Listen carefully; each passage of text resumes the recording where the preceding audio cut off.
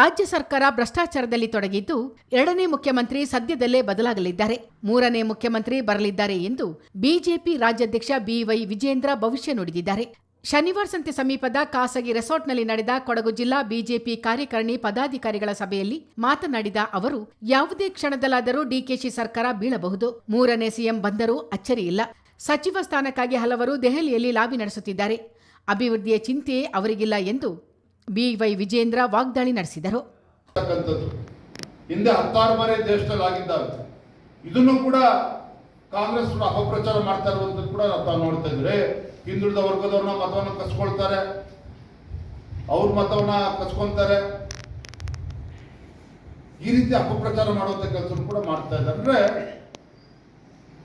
ಏನು ಚುನಾವಣಾ ಆಯೋಗ ಮತದಾರ ಪಟ್ಟಿಯ ಪರಿಷ್ಕರಣೆ ಆಗಬೇಕು, ಏನು ಡೂಪ್ಲಿಕೇಟ್ ಮತದಾರ ಇರ್ಬೋದು, ಮತ್ತೊಂದಿರ್ಬೋದು ಅನ್ನೋ ತೆಗೆದಾಕಿ ಸ್ವಚ್ಛ ಮಾಡಬೇಕು ಅಂತ ಹೊರಟ್ರೆ ಅದಕ್ಕೂ ಕೂಡ ಕಲ್ಲು ಹಾಕುವಂತ ಕೆಲಸ ಮಾಡ್ತಾ ಇದ್ದಾರೆ. ಕಾಂಗ್ರೆಸ್ ಸರ್ಕಾರ BLOಗಳಿಗೆ ಸರಿಯಾದ ರೀತಿ ಕೆಲಸ ಮಾಡೋಕ್ಕೂ ಕೂಡ ಅವಕಾಶನ ಕೊಡ್ತಾ ಇಲ್ಲ. ಹಾಗಾಗಿ ನಮ್ಮ BLA 1ಗಳು ಇರ್ಬೋದು, BLA 2ಗಳು ಇರ್ಬೋದು, ನಮ್ಮೆಲ್ಲರ ಜವಾಬ್ದಾರಿ ಹೆಚ್ಚಿದೆ. ಭಾರತೀಯ ಜನತಾ ಪಾರ್ಟಿಯ ಮುಂದಿನ ಭವಿಷ್ಯವನ್ನ, ನಮ್ಮೆಲ್ಲರ ಭವಿಷ್ಯವನ್ನ ಅಷ್ಟೇ ಅಲ್ಲ, ರಾಜ್ಯದ ಭವಿಷ್ಯವನ್ನು ಕೂಡ ಬರೀತಕ್ಕಂಥ ಶಕ್ತಿ SIR ಇರ್ತಕ್ಕಂಥದ್ದು. ನಿನ್ನೆ ರಾಷ್ಟ್ರೀಯ ಅಧ್ಯಕ್ಷರು ಸುಮಾರು 2 ಗಂಟೆಗಳ ಕಾಲ ವೆಬೆಕ್ಸ್ ಮೂಲಕ ಸಭೆಯನ್ನು ತೆಗೆದುಕೊಂಡಿದ್ರು. ಹಾಗಾಗಿ ನಮ್ಮಲ್ಲಿ ಅನೇಕ ಸಂಘಟನಾತ್ಮಕ ಚಟುವಟಿಕೆಗಳು ನಿರಂತರವಾಗಿ ನಡೀತಾ ಇದೆ. ನರೇಂದ್ರ ಮೋದಿಜಿಯವರು 12 ವರ್ಷಗಳನ್ನು ಪೂರೈಸಿರ್ತಕ್ಕಂಥ ಸಂದರ್ಭ ಅನೇಕ ಚಟುವಟಿಕೆಗಳು ನಡೀತಾ ಇದ್ದಾರೆ. ಅದು ಕೂಡ ಮಹತ್ವನೇ. ಆದರೆ ಜೊತೆಗೆ ನಮ್ಮ ಪ್ರಿಯಾರಿಟಿ ಯಾವುದು? SIR.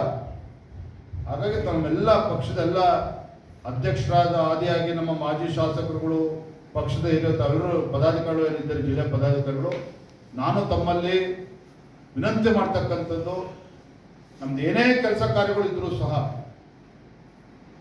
ನಮ್ಮ ಬೂತ್ಗಳಲ್ಲಿ, ನಮ್ಮ ಮಂಡಲಗಳಲ್ಲಿ ಯಾವ ರೀತಿ BLA 1ಗಳು ಜವಾಬ್ದಾರಿ ತಗೊಂಡು ಯಾವ ರೀತಿ ಮಾಡ್ತಾ ಇದ್ದಾರೆ, 2 ದಿನಕ್ಕೊಂದ್ಸಲ BLA 2ಗಳು ಬೂತ್ ಅಧ್ಯಕ್ಷರ ಜೊತೆಲಿ ಕಾರ್ಯಕರ್ತರ ಜೊತೆ ಕೂತ್ಕೊಂಡು ಮ್ಯಾಪಿಂಗ್ ಕೆಲಸವನ್ನ ಕಂಪ್ಯಾರಿಸನ್ ಮಾಡ್ತಾ ಇದ್ದಾರಾ? ಯಾಕಂದ್ರೆ ಮತ್ತೆ ಅವಕಾಶ ಸಿಗೋದಕ್ಕೆ ಸಾಧ್ಯ ಇಲ್ಲ. ಟೈಮ್ ಎಕ್ಸ್ಟೆನ್ಷನ್ ಕೂಡ ಇರುವುದಿಲ್ಲ. 30ನೇ ತಾರೀಕಿಗೆ ನಾಳೆ ದಿನ ಪ್ರಾರಂಭ ಆಗ್ತದೆ. ಮುಂದಿನ 3 ತಿಂಗಳಲ್ಲಿ ಎಲ್ಲಾ ಪ್ರಾಸೆಸ್ ಕೂಡ ಕಂಪ್ಲೀಟ್ ಆಗ್ತದೆ. ಯಾಕಂದ್ರೆ ನಮ್ಮ ಸಂಘಟನಾ ಚಟುವಟಿಕೆ ನಡಿಬೇಕಾದ್ರೆ 5 ದಿನ 1 ತಿಂಗಳು ಎಕ್ಸ್ಟೆನ್ಷನ್ ತೆಗೆದುಕೊಳ್ತೇವೆ. ಜಿಲ್ಲಾಧ್ಯಕ್ಷರು ಇದರಲ್ಲಂತೂ ಆ ರೀತಿ ಅವಕಾಶ ಇಲ್ಲೇ ಇಲ್ಲ.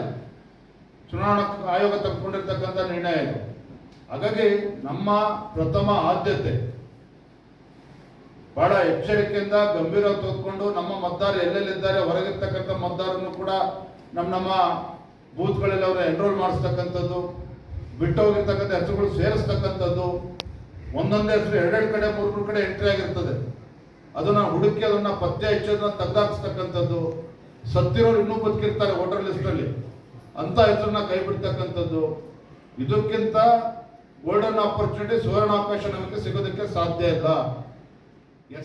ವೇದಿಕೆಯಲ್ಲಿ ಕೊಡಗು ಮೈಸೂರು ಲೋಕಸಭಾ ಸಂಸದ ಯದುವೀರ್ ಒಡೆಯರ್, ಬಿಜೆಪಿ ಜಿಲ್ಲಾಧ್ಯಕ್ಷ ರವಿ ಕಾಳಪ್ಪ, ಮಾಜಿ ಶಾಸಕರಾದ KG ಬೋಪಯ್ಯ, ಅಪ್ಪಚ್ಚು ರಂಜನ್, MLC ಸುಜಾ ಕುಶಲಪ್ಪ, ಪಕ್ಷದ ಮುಖಂಡರಾದ ಡಾ Naveen Kumar, SJ Medappa, BB Bharatish, Reena Prakash, Lokesh, Robin Devaiah ಮತ್ತಿತರರು ಉಪಸ್ಥಿತರಿದ್ದರು.